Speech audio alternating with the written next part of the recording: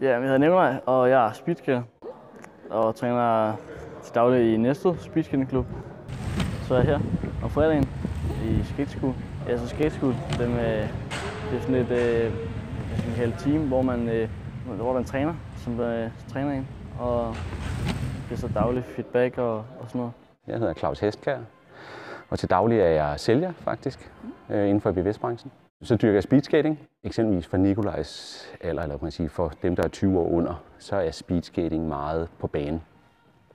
Det er på 200 meter baner og ofte sådan nogle lidt gummiagtige baner, hvor de kører løb på mellem 100 og 10.000 meter. 100 meter og op til 500 meter, det er oftest sprinter, hvor de måske kører enten alene eller 4 mod hinanden på tid, eller sammen, og så selvfølgelig hvem der kommer først. Så gælder det bare om at komme først, jo, og så vinder man.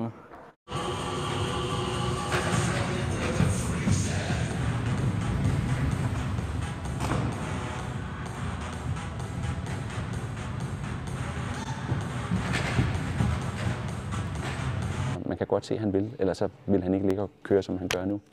Og tage hele vejen herop, hvad er der fra hans hjem? 60-65 km for at tage til træning, for at køre 65 km hjem igen. Det gør man ikke for sjov skyld, det gør man, fordi man vil. Også fordi man synes, det er sjovt.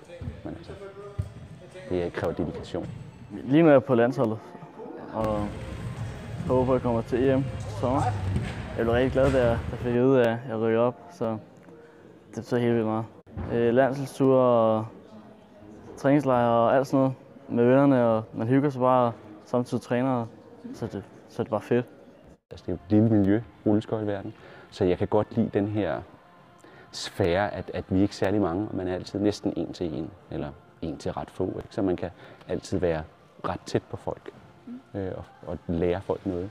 Og så er det jo fedt, når folk forstår det, man siger, så de udvikler sig, så bliver det fedt. Mange af de unge, altså, som Nikolaj også er jo, når de gerne vil det, så kan man se forskellen for mig for eksempel, som når man har passeret 20, så sker der bare noget balancemæssigt. Vi bliver mere stive.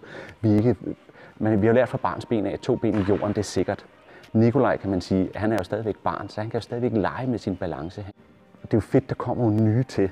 Altså, det er jo fedt, der kommer folk, der vil. Problemet i sporten er, at den er jo ikke så stor, så det er jo ikke ligesom fodbold, hvor man siger, så kan du vælge at vrage. Så det er det at sige, men det er jo folk, det er drenge, som vil, eller piger, der vil.